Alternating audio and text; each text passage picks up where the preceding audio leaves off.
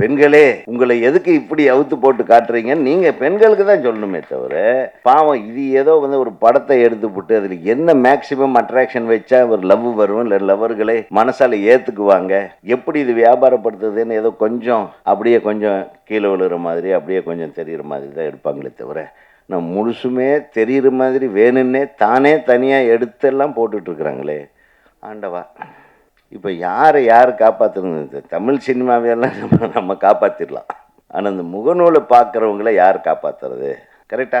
அதில் எப்படி தெரிகிற மாதிரியே எப்படி ட்ரெஸ் போடுறதுன்றது ஆராய்ச்சி பண்ணுவாங்க போல ஒவ்வொருத்தர், ஒவ்வொரு பெண்களும். நான் சொல்கிறது பெண்கள் அப்படி நடிக்கலான்னா எது ஆம்பளை எதுக்கு எடுக்கிறான்? அதனால்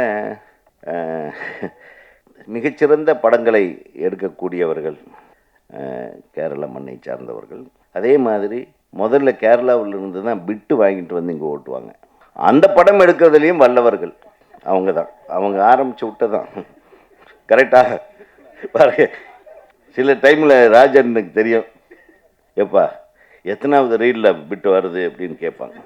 இதெல்லாம் நான் ஓப்பனாக ஏதாவது எத்தனாவது ரீலில் வருது, அந்த ரீல் வரையிலும் தான் படம் பார்ப்பானுங்க. அப்புறம் வேலைக்கு அதில் வரலன்னு வைங்க, என்ன ஏன் வரல, இப்படியே முழு படமும் சில பேர் வராமையே ஏமாத்திடுவாங்க.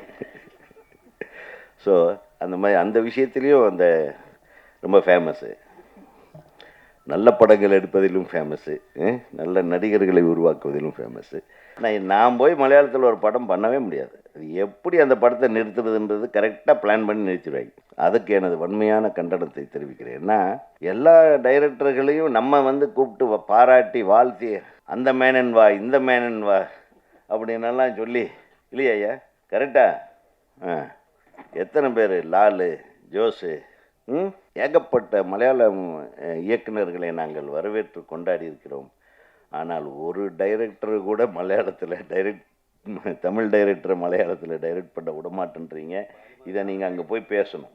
தமிழர்களுக்கு எப்போதுமே மலையாளிகள் தான் ஒரு விருப்பம். மலையாளிகளுக்கு தான் எங்களை பிடிக்காது, அதுதான் உண்மை. இது அதெல்லாம் உங்களுக்கு அங்கே பிடிக்கும், சரி அதை விடுங்க, அது பெரிய கான்ட்ரவர்சி ஆகிடும். ஆனால் எங்களுக்கு மலையாளிகள்னா பிடிக்கும். அவ்வளோ அதாவது சின்சியாரிட்டி ஒரு தொழிலில் ஒரு விஷயத்துக்கு எடுத்தோன்னா அது 100% அது ஹானர் பண்ணுவாங்க. அந்த தொழிலில் ஒரு இன்றைக்கி கூட நான் மிகவும் இந்தியாவிலேயே பொறாமைப்படக்கூடியது நான் மலையாள கலைஞர்களாகட்டும், மலையாள தொழில்நுட்ப கலைஞர்களாகட்டும், மலையாள நடிகர்களாகட்டும், அவங்கக்கிட்ட இருக்கிற ஒற்றுமை, அதில் ஒரு எல்லளவாவது நம்மக்கிட்ட இருந்தால் நல்லா இருக்குன்றது. அம்மான்னு ஒன்று வச்சுக்கிட்டு ஒரு ஆளுக்கு நியாயமான விஷயத்துக்காக போராடுவாங்க. ஒரு நியாயம் கிடைக்கலன்னாலும் போராடுவாங்க. ஒரு சாதாரண நடிகர் நடிகைக்கு பிரச்சனை வந்தாலும் உறுதுணையாக நிற்பாங்க. அது மம்முட்டியாக இருந்தாலும் சரி, மோகன்லால், சிலர். ஸோ ஹேட்ஸ் ஆஃப் டு அவங்க ஒற்றுமைக்கு ஒரு வாழ்த்துக்களை தெரியும். சில பேர் சில விஷயத்தை நம்ம கற்றுக்கணும். நிறைய பேர் நிறைய விஷயங்கள் இருக்குது இந்த உலகம் ஃபுல்லாகவும். ஸோ மலையாள இண்டஸ்ட்ரியிலேருந்து நம்ம என்ன கற்றுக்கணுன்னா அதெல்லாம் கற்றுக்கணும். அந்த சின்சியாரிட்டி, இந்த பிளானிங். ஒரு கதை எடுத்தால் அந்த கதைக்குள்ளேயே நிற்கிறது, கதைக்கு வெளியே போகிறது தான் நம்ம வழக்கமே. கதைக்கு கடைசி வரையிலும் வரமாட்டோம். வாங்கடான்னு கூடுவோம். தமிழ் படம் எடுத்து எங்கடா கதைக்கே வரமாட்டேறானே, இன்டர்வியூ போட்டானே, அதுக்குள்ளே இதுக்கு மேலேயாவது கதை வருமானு நம்ம ஊடக நண்பர்களெல்லாம் உட்காந்து தேடுவாங்க. கடைசியில் ஒரு லைனில் சொல்லிடுவோம், அடா இதுக்காகத்தானா அப்படின்னு. ஆனால் அவங்க அப்படி இல்லை. ஒரு விஷயத்தை எடுத்தால் அது என்ன டவுட்டு புரட்டி போட்டு உள்ளே புகுந்து வெளியே வந்து அது ஒரு பெரிய பேச்சு பொருளாகவோ அல்லது ஒரு கருத்து பொருளாகவோ அல்லது சமுதாயத்தின் மையப் பொருளாகவோ விளங்கும்படியான ஒரு திரைப்படத்தை எடுக்கக்கூடியது மலையாள உலகினர்கள் இருக்காங்க. அந்த மாதிரி மலையாள இயக்குனர் தான் நம்ம தம்பின்னு நினைக்கிறேன். மலையாளி தானப்பா நீங்கள்? அட பரவாயில்ல விடு. பாலக்காடு, ஞானும் பாலக்காடு பக்கத்தில் கோயம்புத்தூரானும். நான் வயநாட்டில் நான் ஹெர்பேரியம் கலெக்ஷன் போனேன். அதில் எனக்கு கொஞ்சம் மலையாளம் ஞான் கொஞ்சம் பறையும். அதுக்கு மேலே பறைஞ்சா அப்புறம் அம்மா தமிழில் பேசுன மாதிரி ஆகிடும். ஸோ அப்படியே கோயம்புத்தூர்காரங்களுக்கு மலையாளிஸ் ரொம்ப ஏன் பிடிக்கும்னு நான் இப்போ புரிஞ்சிருப்பீங்கன்னு நினைக்கிறேன். நிறைய மலையாளத்து பொண்ணுங்க வந்து அங்கே படிப்பாங்க, நல்லா அழகாக இருப்பாங்க.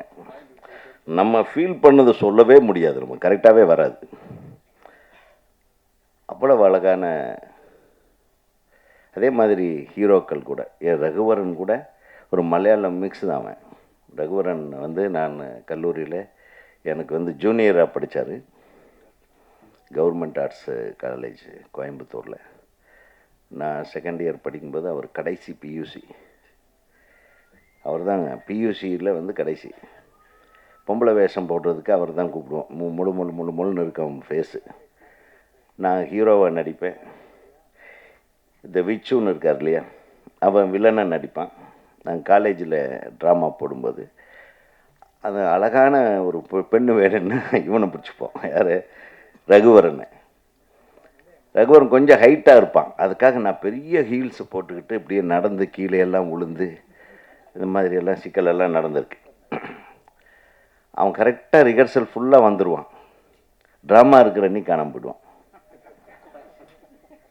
எனக்கு இன்னும் ரகுவரனே, நான் தான் வந்து ரகுவரன் அவர்களை, நானும் எனது நண்பர் நித்யானந்தம் திரைப்படக் கல்லூரியில் படிக்கும்போது இவனை எப்படியாவது இங்கே கொண்டாந்து சேர்த்தணுன்னு எங்கள் 2 பேருடைய தொல்லைத்தாங்காமல் தான் அவன் வந்து திரைப்படக் கல்லூரியில் நடிப்பு பயிற்சிக்காக வந்து சேர்ந்தார்.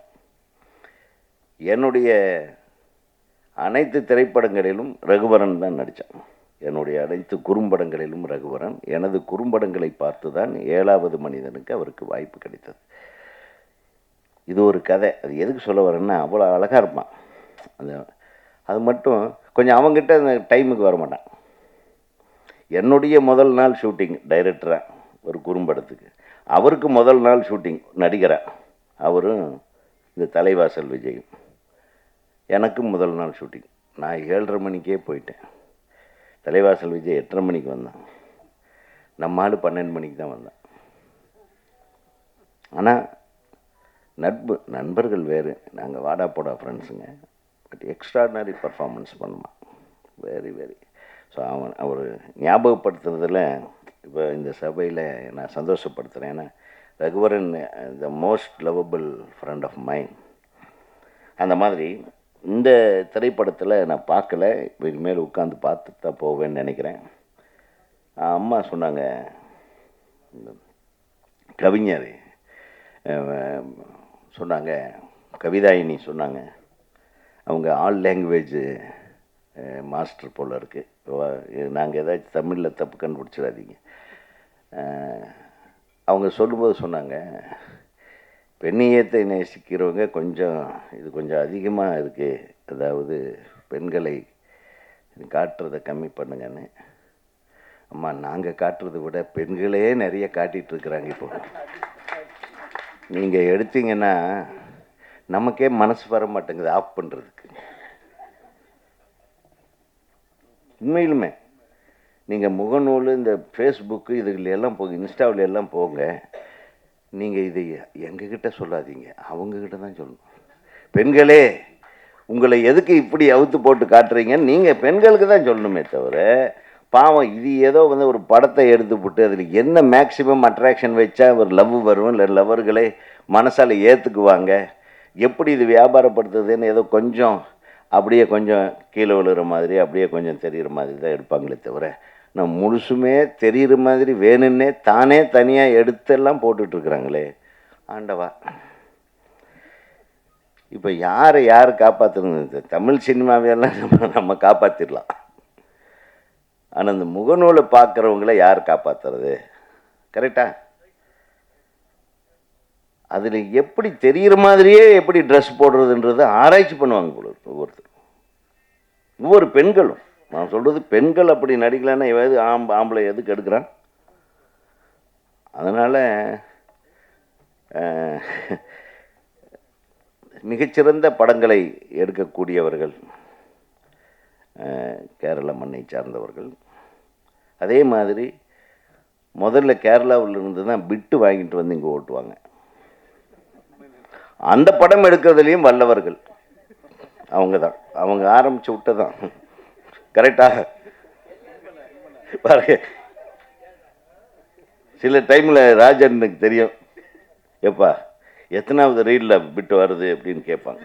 இதெல்லாம் நான் ஓப்பனாக ஏதாவது எத்தனாவது ரீலில் வருது, அந்த ரீல் வரையிலும் தான் படம் பார்ப்பானுங்க. அப்புறம் வேலைக்கு அதில் வரலன்னு வைங்க, என்ன ஏன் வரல, இப்படியே முழு படமும் சில பேர் வராமையே ஏமாத்திடுவாங்க. ஸோ அந்த மாதிரி அந்த விஷயத்துலேயும் அந்த ரொம்ப ஃபேமஸ்ஸு. நல்ல படங்கள் எடுப்பதிலும் ஃபேமஸ்ஸு, நல்ல நடிகர்களை உருவாக்குவதிலும் ஃபேமஸ்ஸு. நான் கூட கொஞ்ச நாளைக்கு முன்னாடி ஒரு பாட்டு எழுதினேன், மல்லிகாபுரம். அது தமிழ் வெர்ஷனுக்கு நான் பாட்டு எழுதினேன். புன்னகை பூவே பொன்னிற தேரே பொங்கிடும் பூங்காற்றே தந்தன நானே. அந்த பாட்டு பெரிய ஹிட்டு. எதுக்கு சொல்ல வரேன்னு மியூசிக் டைரக்டர் யாரு, ஞானும் பாட்டு எழுது.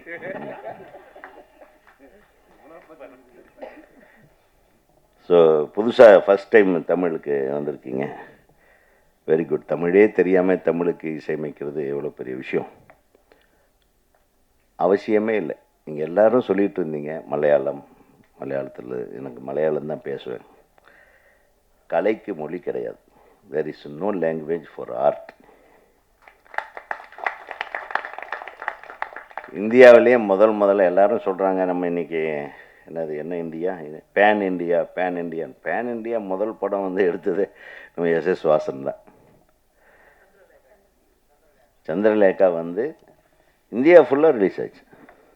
So first pan India film வந்து சந்திரலேகா தான். அதனால் இன்றைக்கி யாருமே எதுவுமே புதுமை பண்ணிடல. அன்றைக்கே விட்டலாச்சாரியார் பறக்கும் தட்டை விட்டார். இன்றைக்கி அதுதான் யூஎஃப்ஓன்னு சொல்கிறான். புரியுதா உங்களுக்கு? ஸோ நம்ம தமிழ் இண்டஸ்ட்ரி, நம்ம சினிமா இண்டஸ்ட்ரி, நம்ம சவுத் இந்தியன் ஃபிலிம் இண்டஸ்ட்ரியும் சரி, we have done everything. அது வந்து இன்றைக்கி டெக்னாலஜிலே ரெனோவேட் பண்ணி கொஞ்சம் புதுசாக டெக்னாலஜி வந்ததுனால அந்த மாதிரி கிராஃபிக்ஸு அது இதெல்லாம் யூஸ் பண்ணுறாங்களே தவிர, இப்போ ஏஐ போட்டால் நம்ம ஒரு வரி கதை சொன்னால் ஏஐயில் ஒரு ஃபுல் கதையை சொல்லிடுறான். ஆர்டிஃபிஷியல் இன்டெலிஜென்ஸு சாட் ஜிபிடி போனீங்கன்னா நம்ம கதையே வேறு மாதிரி கதையாக வரும். நீங்கள் அதையே நாளைக்கு சொன்னீங்கன்னா அதுக்கு வேறு கதையாக வரும். ஸோ இந்த மனித மூளைக்கெல்லாம் வேலையே இல்லாமல் போகுது. இப்போ பாதி பேர் மியூசிக்கு, நம்ம ஒரு மியூசிக்கு ஒரு நோட் போட்டு விடணுமா, அதுக்கு ஒரு சாங்கே வந்துடும். அதனால் கிரியேட்டர்கள்லாம் என்ன ஒன்று சிறந்த முறையில் நல்ல, அதாவது இப்போ நீ இளையராஜா என்கிற மிகப்பெரிய ஆளுமை இசையில் வந்து அவர் பண்ண சாதனையை இந்திய சினிமா வரலாற்றில் வேறு எவனும் பண்ண முடியாது. இளையராஜா பண்ண சாதனை. ஏன்னா எந்த உணர்வுக்கும் அவர் ஒரு ராகத்தை மாற்றி அந்த உணர்வோட இந்த பாட்டு இது தான் வரும் அப்படின்றது எல்லாத்தையும் இலக்கணத்தையெல்லாம் மீறி எல்லா ராகங்களும் எல்லா உணர்வுகளுக்கும் பங்கு போட்டு ஒவ்வொரு சுச்சுவேஷனுக்கும் பாட்டு கொடுத்த ஒரு இளையராஜா. ஸோ ஒரு இளையராஜா பாட்டை மட்டுமே கேளுங்க, நீங்கள் பெரிய மியூசிக் டைரக்டர் ஆகிடலாம். வேறு எதுவுமே இல்லை. முடிஞ்ச அவரை காப்பி கூட அடிங்க, தப்பு இல்லை. நல்ல இசையை காப்பி அடிக்கலாம். அதுக்காக அது பண்ணுறேன் இது பண்ணுறேன்னு பிடிச்சி மனுஷனுங்களே டார்ச்சர் பண்ணிடாதீங்க, புதுசாக பண்ணுறேன். ஆக இந்த திரைப்படத்து தயாரிப்பாளர் என்னுடைய அன்பு சகோதரர், எங்கே அவர் எஸ்கேஆர் இங்கே வரலையா? சரி, அர்ஜுன் குமார் எல்லாத்துக்கும் என்னுடைய மனமார்ந்த வாழ்த்துக்கள். பிஜே, உங்களுடைய மியூசிக் வந்து ஃபுல்லாக நான் கேட்கல, பட் இருந்தாலும் we welcome you. This is an industry for you. And இங்கே தமிழ், தெலுங்கு, மலையாளம் இதெல்லாம் கிடையாது. நீ சூப்பர் மியூசிக் கொடுத்தேன்னா எல்லோரும் நாளைக்கு உங்கள் வீட்டுக்கு வந்துடுவாங்க. அப்புறம் நாங்கள்லாம் மலையாளத்தில் உங்கள்கிட்ட பேசுவோம். அந்த கொடுமையெல்லாம் நீ தாங்கிக்க வேண்டியது.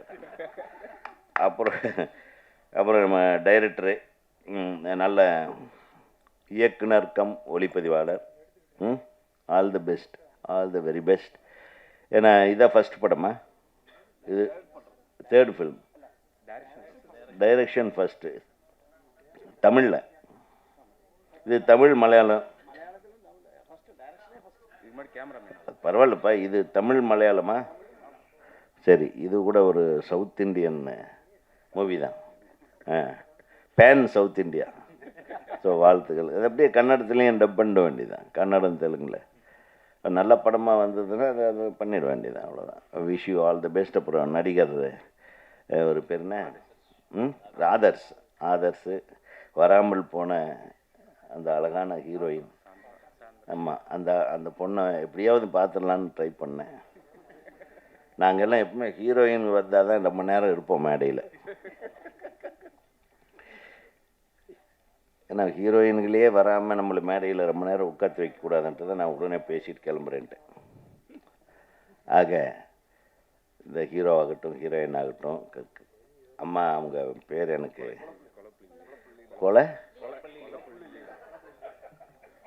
கொலைப்பாதீங்கப்பா. சரி அம்மா, லீலா அம்மாவுக்கு வணக்கம். என்ன கொலை பண்ணி கொலகாரிம்மா, என்ன யாது கொலப்பள்ளியா, கொலம்பள்ளியா கொலப்பள்ளி, கொலப்பள்ளி ஊரா, போரூர். ஓகே, மருதுபாட்டி, அது பிக்சர் நேம். ஓகே. உங்களுக்கு உங்களுடைய நீங்கள் உங்களை பார்த்த உடனே தெரியும் நீங்கள் எவ்வளோ நல்லா நடிப்பீங்கன்னு. மனோரமா மாதிரி, அடுத்த ஒரு மனோரமா மாதிரி நீங்கள் தமிழுக்கு வந்துடுங்க. தமிழில் தான் எங்கள் நிறைய என்கரேஜ் பண்ணுவாங்க. இப்போ பாருங்கள், எங்கள் மாதிரி ஒரு டைரக்டர் கூட மலையாளத்தில் டைரக்ட் பண்ண விட மாட்டாங்க. நான் எதுக்கு சொல்ல வரேன்னா, ஒரு டைரக்டர் பேர் தப்பி தவறி அது மலையாளத்தில் படம் பண்ண ஒரே டைரக்டரு பேரரசு தான். பேரரசு ஒரு மலையாள படம் டைரக்ட் பண்ணியிருக்காரு. ஆனால் எத்தனை மலையாளிஸ் இங்கே டைரக்ட் பண்ணுறாங்க பார்த்துருக்கீங்களா? எங்கள் தமிழ்நாடு எல்லாத்தையும் வரவேற்கும். நான் போய் மலையாளத்தில் ஒரு படம் பண்ணவே முடியாது. அது எப்படி அந்த படத்தை நிறுத்துறதுன்றது கரெக்டாக பிளான் பண்ணி நிறுத்திடுவாங்க. அதுக்கு எனது வன்மையான கண்டனத்தை தெரிவிக்கிறேன். ஏன்னா எல்லா டைரக்டர்களையும் நம்ம கூப்பிட்டு பாராட்டி வாழ்த்தி, அந்த மேனன் வா இந்த மேனன் வா அப்படின்னெல்லாம் சொல்லி, இல்லையா ஐயா? கரெக்டா? எத்தனை பேர், லாலு, ஜோஸு, ஏகப்பட்ட மலையாளம் இயக்குநர்களை நாங்கள் வரவேற்று கொண்டாடி இருக்கிறோம். ஆனால் ஒரு டைரக்டர் கூட மலையாளத்தில் தமிழ் டைரக்டரை மலையாளத்தில் டைரக்ட் பண்ண விடமாட்டேன்றீங்க. இதை நீங்கள் அங்கே போய் பேசணும். பாலு மகேந்திரா சார் கொஞ்சம் பாதி மலையாளம். ஆள் யாருக்கிட்ட விட்ற நீ?